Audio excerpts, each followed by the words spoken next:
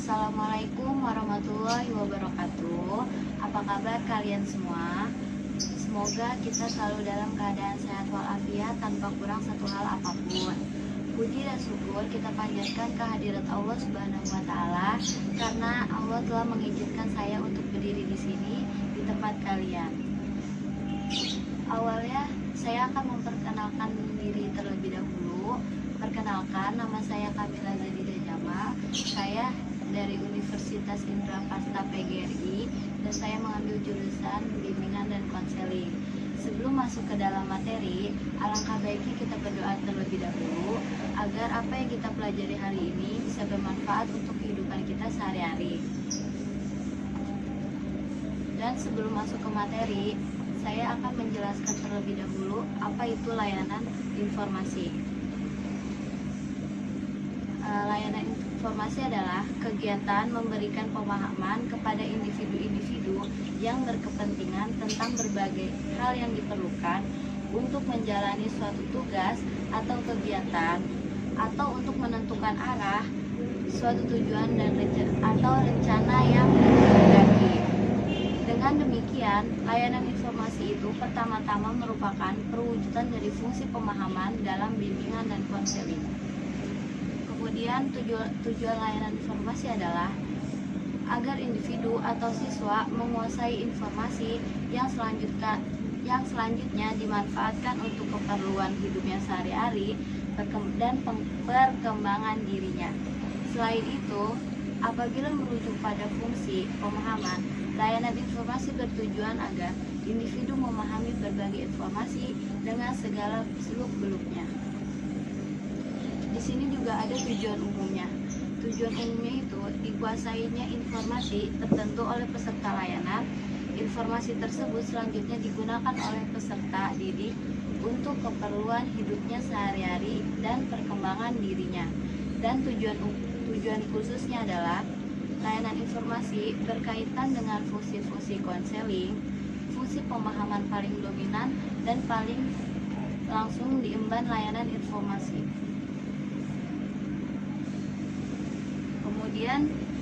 Kemudian kita akan membahas tentang pengendalian diri.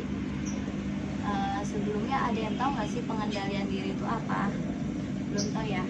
Pengendalian diri itu adalah kontrol diri atau self control, kemampuan atau kecakapan seseorang dalam mengendalikan tingkah laku dengan cara menahan, menekan, mengatur, atau mengarah dorongan keinginan dengan berbagai pertimbangan agar pengambilan keputusan yang salah dapat dihindari. Terus juga semakin tinggi tingkat kontrol diri seseorang, maka semakin kuat pengendalian tingkah laku yang bertentangan dengan norma sosial sehingga membawa seseorang ke perilaku yang positif. Kemudian juga pengendalian diri dapat digunakan untuk mereduksi efek psikologis yang negatif dan sebagai upaya pencegahan. Dengan memiliki pengendalian diri, individu mampu membuat pemikiran terhadap perilaku yang hendak dilakukan, sehingga individu mampu mencegah sesuatu hal yang tidak menyenangkan yang akan diterimanya kelak. Hal tersebut diperkuat dengan definisi yang dijelaskan alasan individu menggunakan kendali diri. Selanjutnya, dalam keadaan tertentu, kita kadang sulit untuk mengendalikan diri, di mana banyak hal yang sangat membuat kita ingin marah dan berontak terhadap sesuatu yang membuat kita ingin marah. Kecerdasan emosional juga mencakup kesadaran diri sendiri dan mengendalikan dorongan hati, ketekunan, semangat, motivasi diri, dan kecakapan sosial. Agar usaha mengendalikan emosi, pikiran, dan fisik berhasil, maka kamu perlu mengharapkan strategi kendali diri. Dan ada strategi-strateginya tertentu. Yang pertama itu adalah disiplin diri. Disiplin diri itu, jika kita sudah mampu mendisiplinkan diri kita sendiri untuk mengendalikan emosi, pikiran, dan fisik, maka dengan sendirinya kemampuan kita untuk meraih sukses juga lebih membaik. Misalnya, kita akan lebih mampu mengendalikan perubahan yang terjadi di sekitar kita agar dapat menunjang sukses kita. Kemudian yang kedua adalah motivasi diri yang tinggi. Orang yang peduli akan menunjukkan prestasi yang lebih tinggi dalam segala hal apapun yang ia kerjakan. Orang yang pedulikan pekerjaan dengan sungguh-sungguh karena ia mempedulikan hasil akhir yang akan dicapai. Kepedulian muncul karena dorongan dari dalam apapun atau dari luar. Terus yang ketiga adalah percaya diri. Jika kita sendiri tidak percaya bahwa kita mampu meraih kesuksesan, bagaimana kita bisa meyakinkan orang lain untuk mendukung kita meraih sukses? Misalnya, kita usaha menjual sesuatu. Jika kita tidak yakin bahwa terhadap barang yang kita tawarkan ke orang lain, maka orang lain juga tidak yakin kalau misalnya kita tuh bisa sukses gitu. Soalnya kita pasti tidak mampu meyakinkan pembeli untuk membeli barang yang kita tawarkan. Kemudian selanjutnya ada 3 aspek pengendalian diri. Yang pertama itu adalah kontrol perilaku atau behavior control, yaitu merupakan kesiapan atau kemampuan seseorang untuk memodifikasi sesuatu keadaan yang tidak menyenangkan. Terus yang kedua adalah kontrol kognitif. Kontrol kognitif adalah kemampuan individu untuk mengelola informasi yang tidak diinginkan dengan cara menginterpretasi, menilai, atau memadukan sesuatu kejadian dalam suatu kerangka kognitif sebagai adaptasi psikologis atau mengurangi tekanan. Terus yang terakhir adalah kontrol dalam mengambil keputusan atau decision making, yaitu kemampuan untuk memilih suatu tindakan berdasarkan sesuatu yang diyakini atau disetujui. Dan selanjutnya adalah 5 dimensi pengendalian diri. Yang pertama ada disiplin diri atau self-discipline. Disiplin diri yaitu mengacu pada kemampuan individu dalam melakukan disiplin diri seperti tindakan mengikuti peraturan yang ada di lingkungan sosialnya.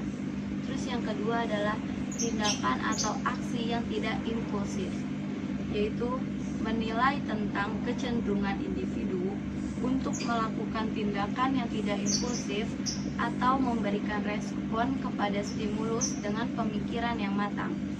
Selanjutnya adalah kebiasaan membaik, yaitu kemampuan individu dalam mengatur pola perilaku menjadi sebuah kebiasaan yang akhirnya menyehatkan.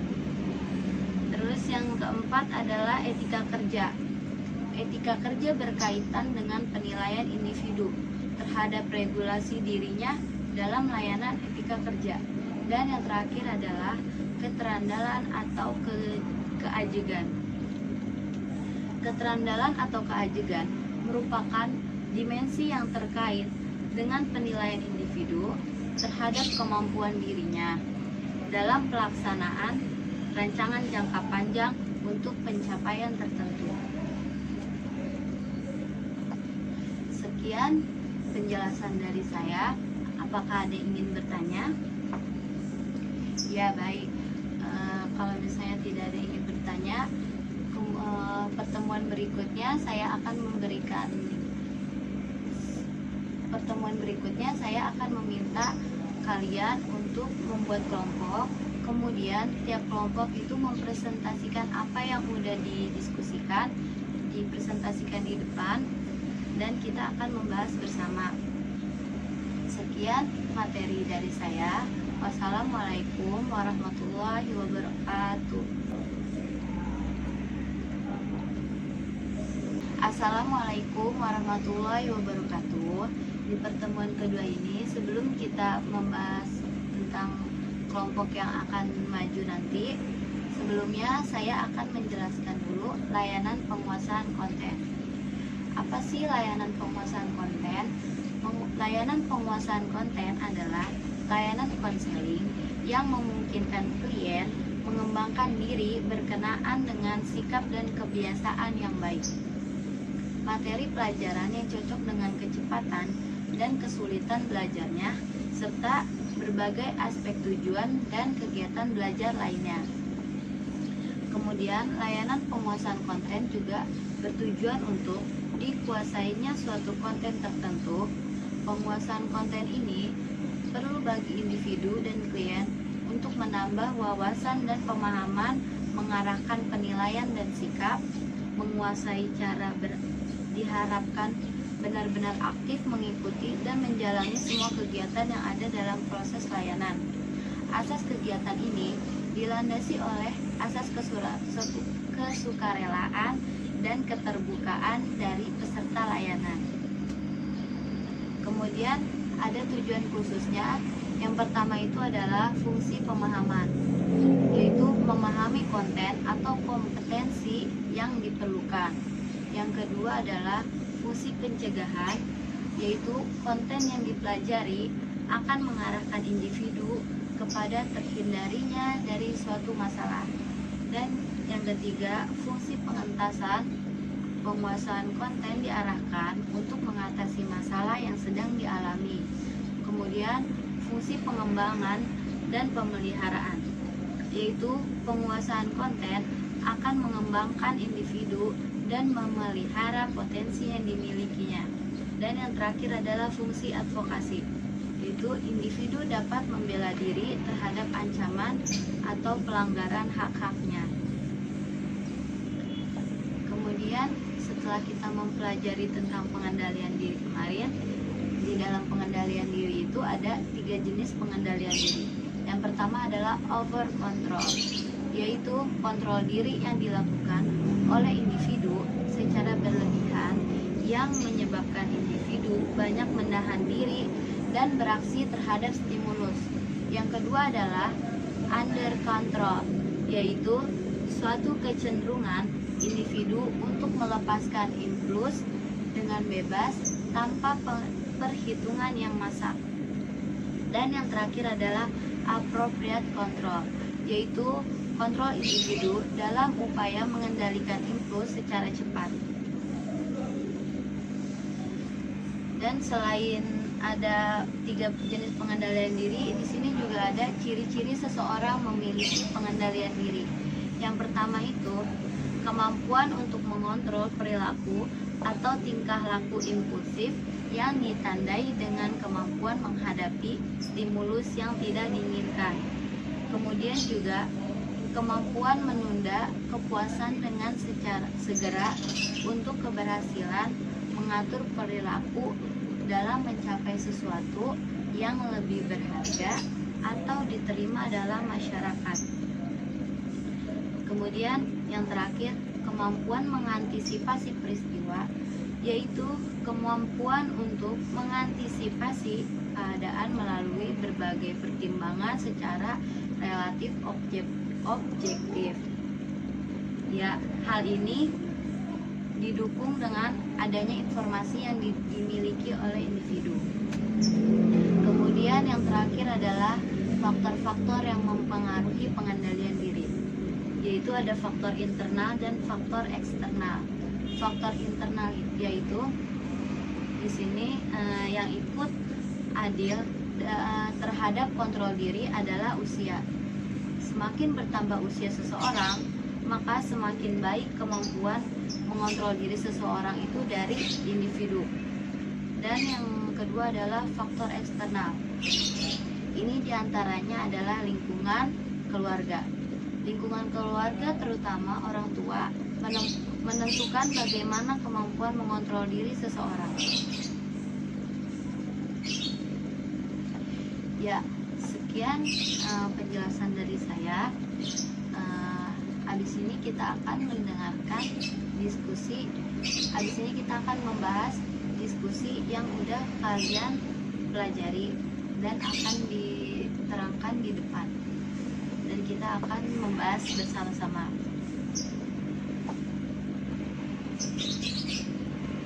Ya, baik. Terima kasih untuk partisipasinya.